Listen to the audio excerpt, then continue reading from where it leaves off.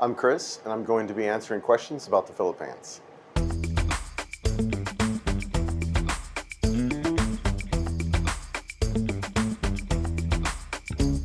Got it. What's my unforgettable experience so far in the Philippines? You know, the unforgettable experience so far in the Philippines is, I'd say, two parts to this. One is just the people, you know, the friendliness of the people, how open and happy and curious people are about me as an American and as a foreigner, and then just the natural beauty of the Philippines. So those are my unforgettable experiences so far about being here. What's the most Filipino breakfast I've had? The most Filipino breakfast I've had is like fish. Well, first of all, rice, right? Rice 3 meals a day is not something normal as an American. So rice, just, you know, that's an aspect of the breakfast, but also fish and rice has been probably the most Filipino breakfast. But then how you eat it, you know, there's, you know, with my hands and in the rice and in the fish. So, but it's all lemmy. It's all yummy. I like it all. It's good. You know the word lami? Yeah, I'm learning. I'm trying to learn the sign. All right. What are the top 3 reasons why I recommend tourists to travel to the Philippines? The top 3 reasons. Well, you have an English-speaking culture. So if you look at Southeast Asia, you're in a community of people who you can communicate with, and that's really important, especially if you look at other countries like Thailand, Vietnam, Cambodia. A little more of a challenge communicating with the people, so that would be a really top reason. There's just the natural beauty too of this area, the beaches, the surrounding, the environments is incredible, and then just the overall people, I think, is also what stands out about the Philippines. You have you have a safe community of people here. That you really don't have any worry traveling around, which is different in some other countries as well. So those I think, would be the top 3 reasons why I think the Philippines would be a great spot for tourists.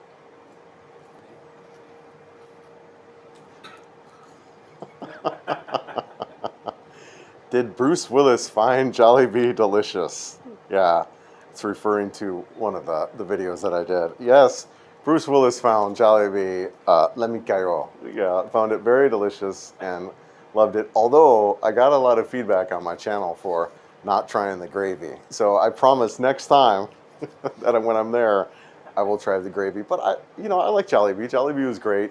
So yeah, I liked it a lot. It was good. Did someone mistakenly identify you as Bruce Willis? You know, I get Bruce Willis all the time. People come up to me and said, "You look like Bruce Willis. You look like Vin Diesel. You look like Jason Stamos." I get that a lot. So, at my former employer, they called me Bruce. Instead of Chris. You're right. So I answer to it. Okay. Why did I move to the Philippines? It's a little bit of a challenging question to answer as far as, like, there isn't really one reason. But I moved to the Philippines to find a happier way of life, fundamentally. Life in the West is it's stressful and it's hard. And here I'm able to live a less stress-free life. I'm able to focus on my exercise, my well-being, and then also the side of relationship. You know, I'd been divorced for 3 or 4 years and hadn't dated at all. And so here there's just relationship is a big factor of that. Financial freedom is a big factor of that. Health and exercise. So those are really the main reasons why I moved here. What's the best beach I was able to visit so far? The best beach, Bantayan Island so far. Now I haven't been to all 7,000 yet. A lot. Right? But Bantayan Island, Komodos, what's that? Komodos Resort, that beach right around there, man, that was the best beach I've ever seen. Just magnificent. Komodos Island, I just got back from that. That's beautiful too. It's just there's smaller pockets of that beach, while Bantayan was just massive. So that's been my favorite beach so far. And it's easy to get to from here.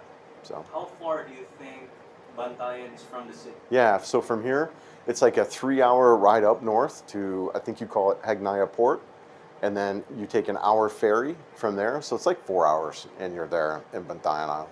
So, yeah.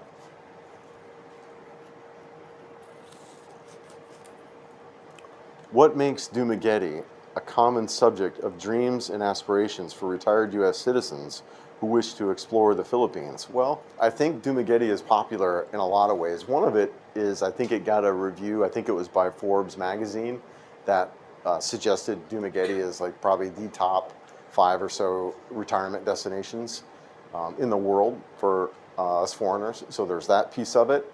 But I also think too there's a lot of loggers over there in Dumaguete that are promoting that space, as that's kind of that's where they live.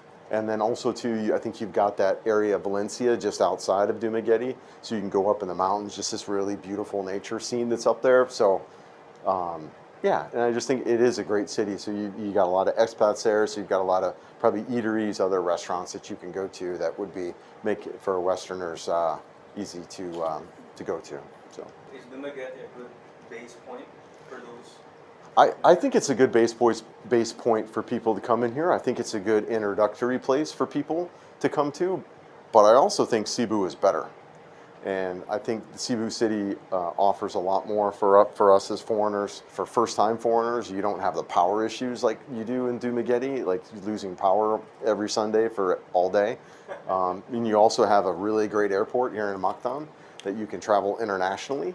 You don't have that in Dumaguete. Everything you're at Dumaguete, you're either flying here to Cebu or you're flying to Manila. I also think Cebu, you've got better ferry routes. So like for me, if I want to get on a Roro with a motorcycle, I can go anywhere in the Philippines because I'm centrally located. So I do think Dumaguete is a phenomenal spot. I do think Cebu is better though in that regard.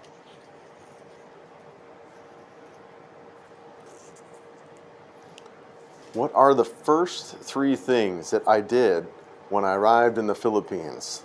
The first 3 things. Well, number 1, I got my phone hooked up. I got my cell phone hooked up. I got a Philippines phone number. I got Globe service, and that allowed me to kind of use internet and communicate. The second thing, I found out where I get my groceries, where I get my water, that kind of thing. And then the third thing is I started looking for a place. So I went out to Facebook is really big here. So I went out to Facebook Marketplace and found an apartment. So those are kind of my first 3 things, as well as just kind of adjust, right? Just getting, it takes you 3 or 4 days to really adjust to the time zone here. So yeah. Do you recommend hiring agents to look for condo rentals, or do you recommend to do it by yourself? I think a combination of both. I think if you can get an agent, like a good real estate broker, I think that would be convenient. And I'm, if you guys have recommendations of one, I think that would be very helpful for viewers. That is a challenge I feel we have as foreigners is finding properties. So yeah, I would recommend a real estate agent for sure.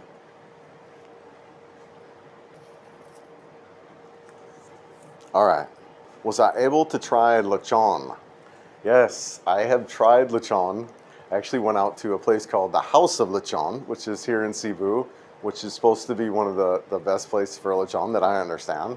And it was good. I actually enjoy it. I like a little more of a leaner type of meat, but I find lechon was great. I mean, lechon's a whole pig, so there's certain parts that are, whatever, depending on your taste. The skin, the texture of the skin and how crunchy it is, that was a surprise to me.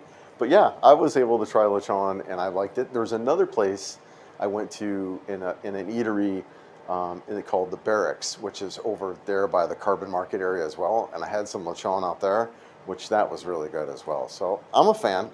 As long as it's not super fatty, I'm a fan. It's very famous in Cebu. Yes. Yeah. Yeah, that House of Lechon was good. Yeah. Oh wow. One of my videos, explain in 3 words. Explain in 3 words. Hookup culture in the Philippines. Well, it doesn't exist. And I love that about this country. And that actually goes back to a question you asked earlier about my surprises. That's a surprise to me as how the conservative nature of the Philippines, and I absolutely love that about this country. It's really not a hookup culture. I think you could find pockets of it. But to answer the question, what it means to be a hookup culture, it is that where you have more of, I would say, a relaxed way of thinking regarding dating and those encounters, those intimate encounters, which there are probably pockets up here, but for the most part, this is a very conservative country. And I love the fact that it's probably not so much a hookup culture like you would maybe find in Thailand or actually in the United States. So, but it also doesn't limit you in dating. I think if you're looking for that wife or girlfriend, there's no better place on the planet than this country. What does Chris do for entertainment, fun in the Philippines? Well, what is that? No, I do YouTube. No, I travel, and I'm a technology geek. I love technology. I like microphones. I like cameras. I like that stuff. So I still experiment with that. I have a really interesting camera myself. So I'm into photography. I like still photography. Those are my hobbies. I like food. I like wandering around. I like exploring. I love the beach. I love swimming in the water here. So yeah, that's what comes to mind.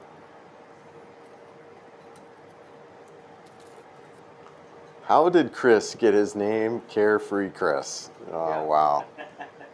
We might have to edit this one out.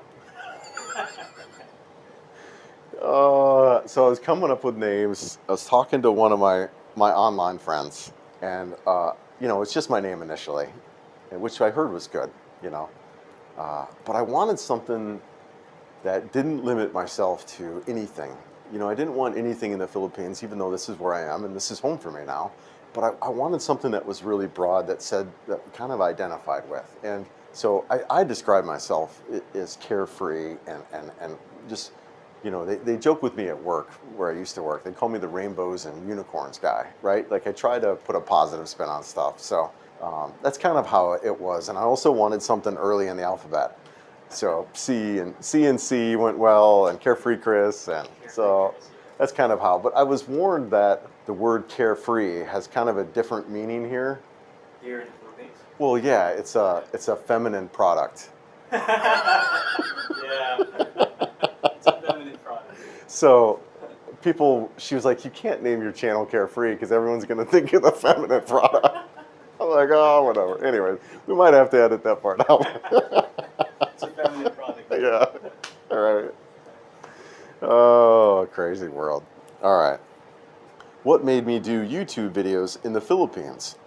Well, I think YouTube was kind of the second part of it. I looked at where I wanted to be and where I wanted to live, which was the Philippines. And then YouTube kind of came along, and I just wanted to document my experience in life as I traveled around.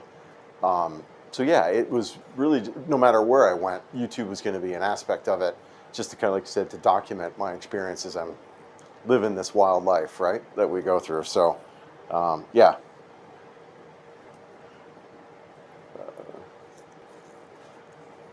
How was my experience riding a motorbike here? Well, so when I was in Comodos, riding through these real beautiful, scenic, hilly roads along the beach, that was just breathtaking.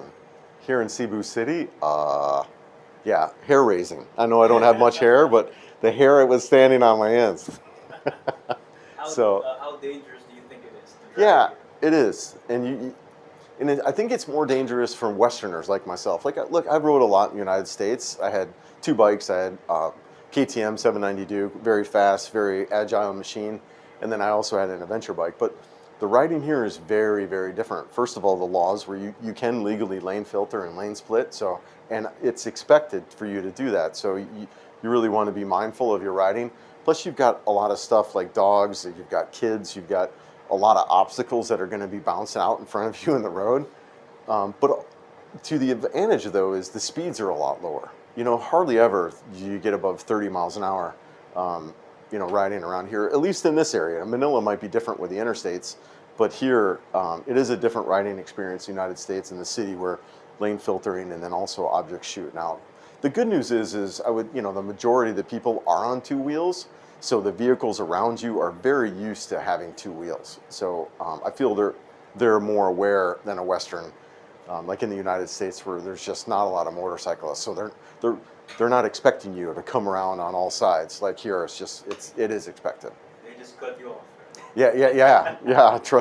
I've been there. Locals. Yeah, it's really dangerous in the United States because they're not used to motorcyclists. And here, when a car changes lanes, they know there's a motorcycle, so they seem to maneuver slower. Now I'm just learning motorcycling here, but that's been my experience. But I also know to watch out for the yellow buses and the V-hires.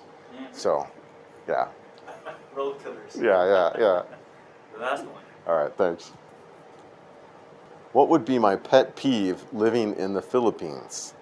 You know, I don't know if it's a pet peeve, but developing patience. Top one. You know, the motorcycle registration that took 3 months, that was hard. But, you know, it's teaching me a lot. It's teaching me to slow down and relax. Yeah, I do love it.